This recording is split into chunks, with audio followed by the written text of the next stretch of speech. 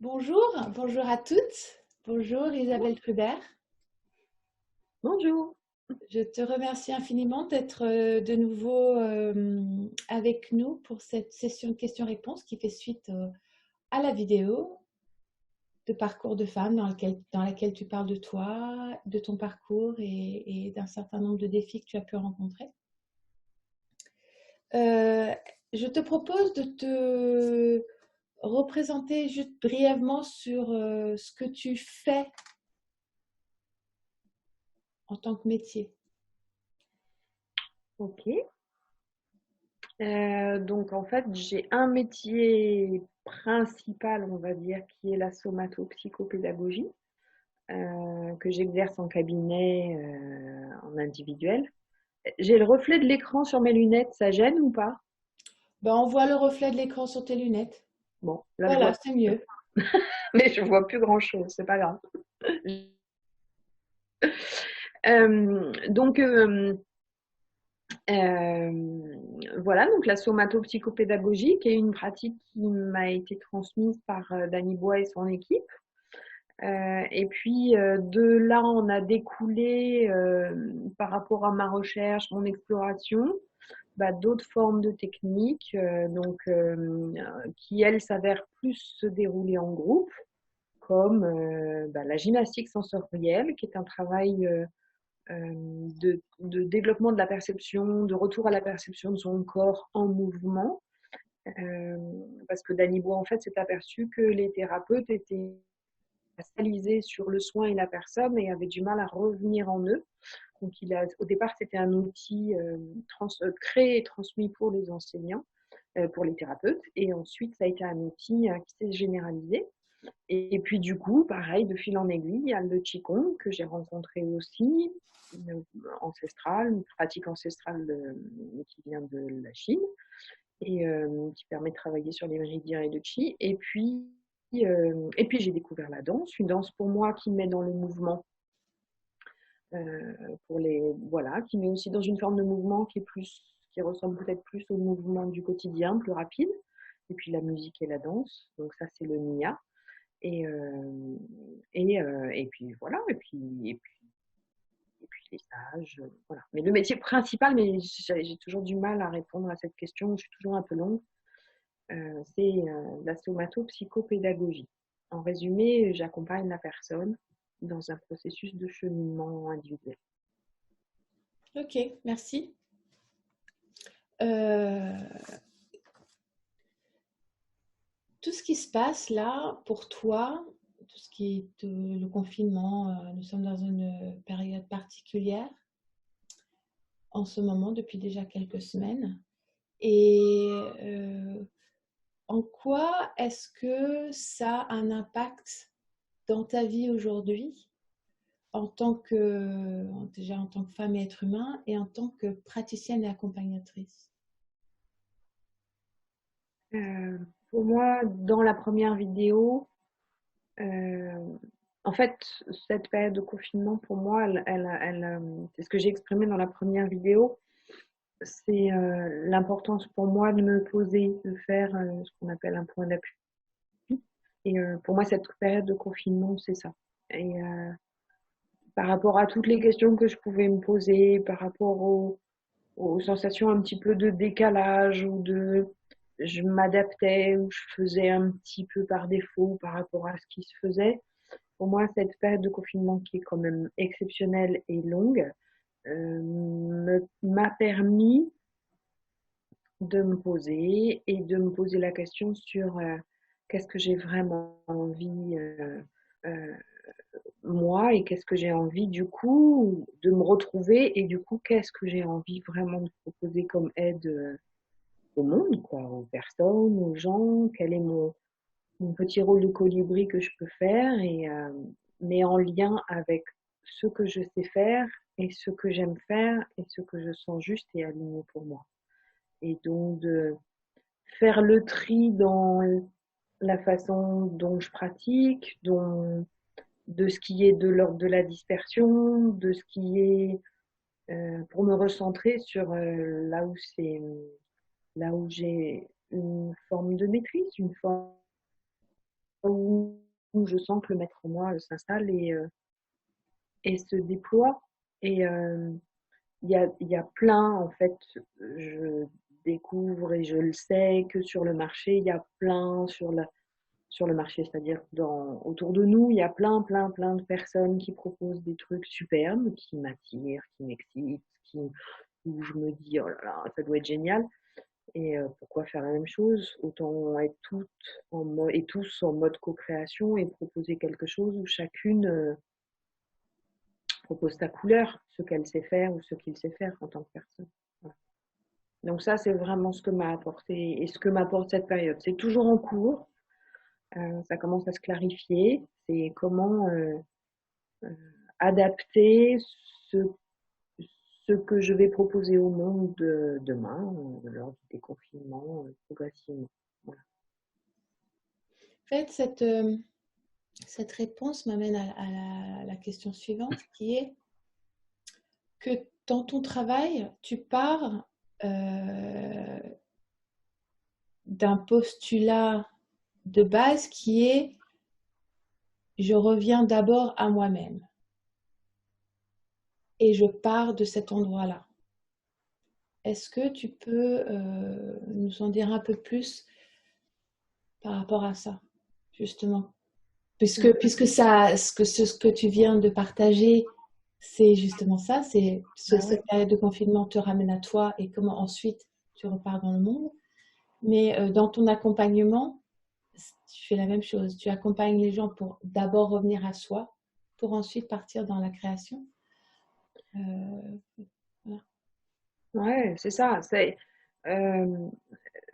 qui est drôle, c'est lors d'une méditation dernièrement, j'ai repensé à un document que j'ai écrit lors de ma formation quand je suis allée passer l'année de DU à Lisbonne avec Dany Bois et l'équipe. Et un travail sur mes représentations, autrement dit les croyances et quelle était ma croyance initiale. Et j'ai relu ce document et il s'avère que je l'ai relu avec ma fille de 25 ans. Et ça a été vraiment je te prends cet exemple parce que pour moi, ça a été vraiment. J'ai écrit à cette époque-là, donc en 2006, tout le parcours qui m'a amené à revenir et à m'apercevoir que euh, à quel point dans ma façon de faire, et je le crois autrement, il est important de revenir d'abord à soi. Et revenir à soi, en fait, à quel point c'est pas donné à tout le monde, c'est pas facile. Il y en a pour qui c'est évident, il y en a qui se sont même jamais posé la question, il y en a qui ont même jamais réfléchi au sujet. Et pour moi, revenir à soi, c'est reprendre, déjà être dans son véhicule, dans son corps, s'incarner, se verticaliser, faire le tri des croyances, faire le balayage, nettoyer chez soi. C'est vraiment comme si tu reviens dans ta maison. J'avais employé l'expression de remise en basket, mais c'est d'abord, je reviens dans ma maison, je reviens à la maison, et puis je nettoie, j'ouvre les fenêtres, je balaye la poussière. Et puis à un moment donné, une fois que je prends possession de cet espace, là, à ce moment-là, le travail de création, le travail de mise en route, le travail de cheminement peut se mettre en place. Et là, à ce moment-là, il y a une impulsion interne de création qui fait que je deviens créative et que ma référence, elle est en moi, elle est interne, en moi en tant que relié à tout ce qui est plus grand que moi, en tant que source d'inspiration. Et là, je deviens mon propre canal d'inspiration. Et je sors de ce que l'extérieur peut m'imposer. Et c'est un travail vraiment presque de toute une vie. En tout cas, j'y ai passé beaucoup de temps et je m'aperçois dans mes accompagnements individuels, dans le groupe, que c'est pas simple du tout, qu'il y a besoin d'un accompagnement et que c'est magique. Quand tu reviens dans l'instant présent, Je fais l'expérience souvent en fin de séance quand la personne est dans l'instant présent. Ça peut prendre une séance, deux séances, un certain temps. Déjà, rien que de goûter le moment présent. Et souvent, je pose la question, c'est quoi le problème maintenant? Et 10 fois sur 10, la personne, alors qu'elle est venue au départ avec forcément, souvent une problématique, 9 fois sur 10, il n'y a aucun problème. Il n'y a plus que des problèmes, des difficultés, des questionnements auxquels il va falloir apprendre à s'adapter ou trouver une adaptation, une voie de passage. Et aujourd'hui, en sortie de confinement, c'est vraiment là où je me positionne. Merci. Si je suis claire, mais pour moi, le retour à l'instant présent, il est incontournable. Il est vraiment, et je suis pas, voilà, je suis un petit colibri, mais je crois dans les traditions que j'ai pu croiser, dans ce que les propositions faites pour aller mieux, on passe. J'ai toujours entendu, ou j'ai toujours cru entendre, ou non, entendu retour à l'ici et maintenant. Sinon, c'est que des projections, que des illusions, et c'est sortir de l'illusion et de la projection. Merci. À partir de cette posture-là, de revenir à soi et à l'instant présent, comment est-ce que tu accompagnes le processus de changement chez les gens, avec les gens? Alors, le processus de changement, comment je l'accompagne? Alors déjà, comme je disais, il y a un temps énorme pour... mais ça s'arrête jamais, le lycée maintenant, ça s'arrête jamais. Moi-même, je le perds. J'en ai eu un exemple et j'ai été recadrée il n'y a pas hier. Où je me projetais sur mais comment je vais faire après le déconfinement, comment je vais me mettre, voilà. Et on m'a dit, instant présent, reviens ici et ça se fera. Comment j'accompagne? Euh, une fois qu'on commence à avoir le goût de l'instant présent, euh, c'est d'accompagner, je dirais déjà dans un premier temps, à transmettre des outils qui aident à rester en lien, savoir comment je détecte que je suis dans l'instant présent ou que je n'y suis pas. Donc ça peut être en individuel, ça peut être un temps de parole, un temps d'expérimentation. Et puis ensuite, j'accompagne à partir de l'instant présent. Donc, va émerger, donc ça, c'est ce qui se présente, je ne sais jamais à l'avance dans la séance qui se passe. Mais donc, une fois que la personne revient à l'instant présent et on le fait ensemble, et ben, c'est à partir de là va émerger une proposition du moment par le corps, par la réflexion, par voilà, ce qui va venir spontanément et comment on va accompagner ce questionnement ou cette information pour qu'elle amène une nouvelle information qui ensuite va en amener une autre. Je ne sais pas si je suis très claire. Et puis ensuite, en cours, ce sera travailler sur l'énergie, travailler sur le corps, dérouler la perception du corps, travailler sur l'écoute par la gymnastique sensorielle du corps, quelle est l'information qu'il va me donner. Pour moi, le corps, c'est mon GPS. C'est l'espace du corps. Le corps contient l'espace dans lequel je vais pouvoir contacter mon GPS.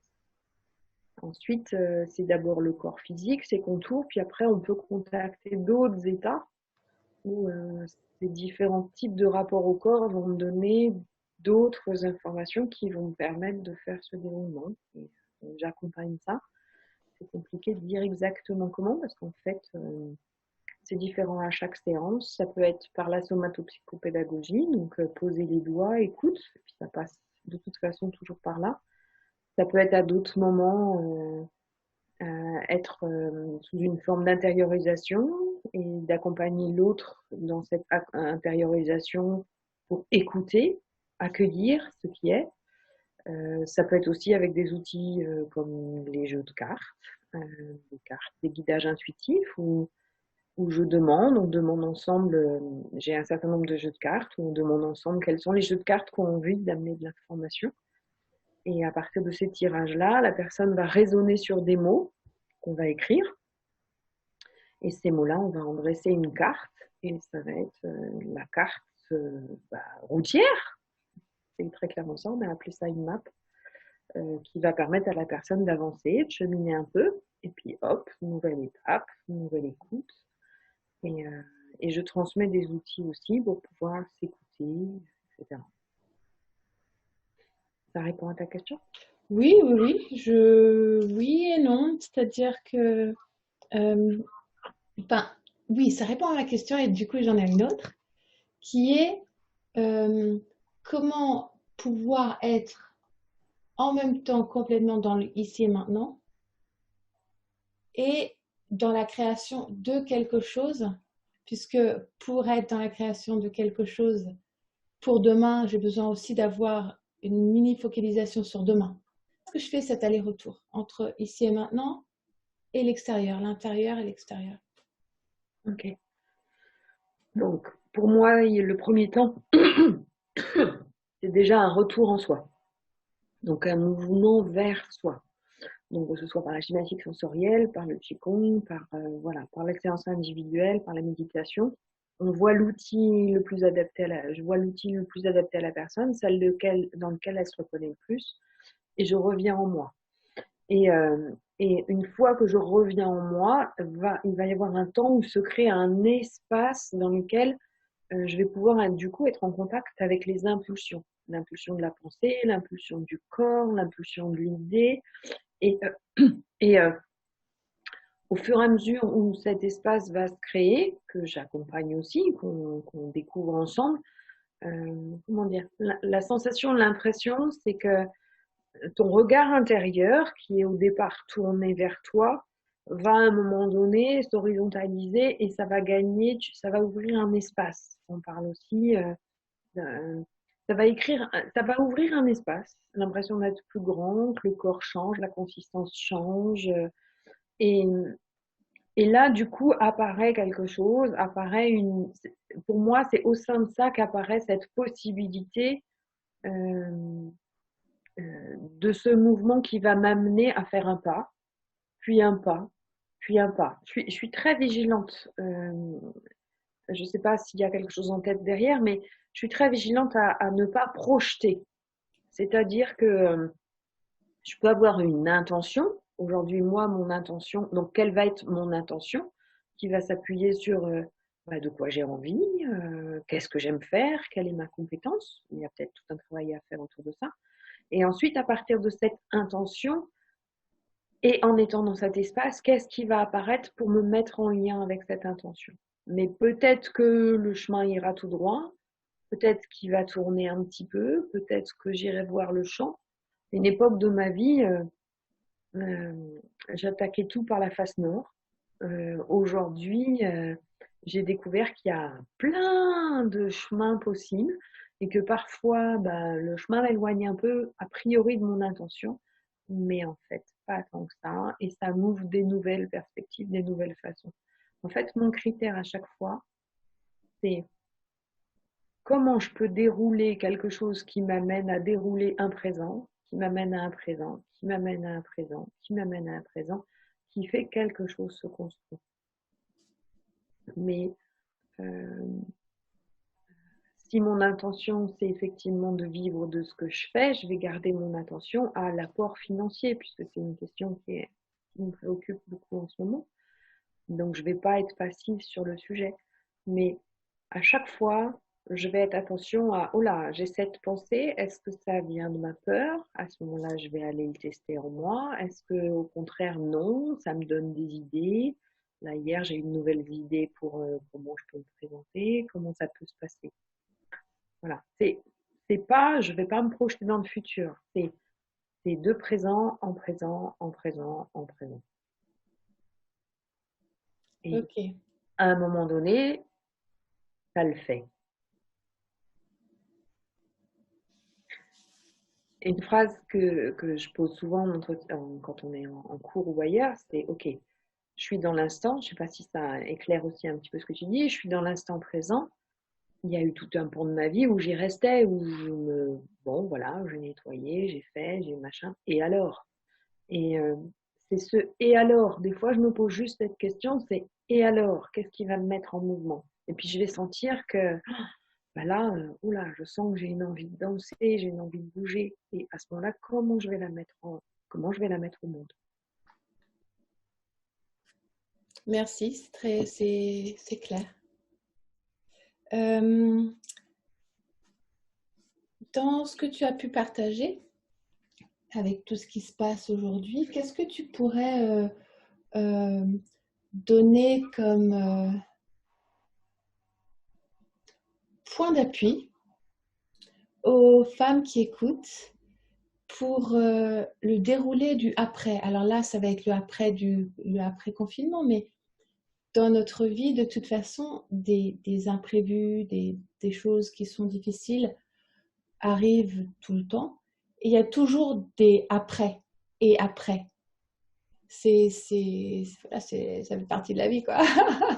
Donc, qu'est-ce que tu pourrais donner comme espace de point d'appui pour le après?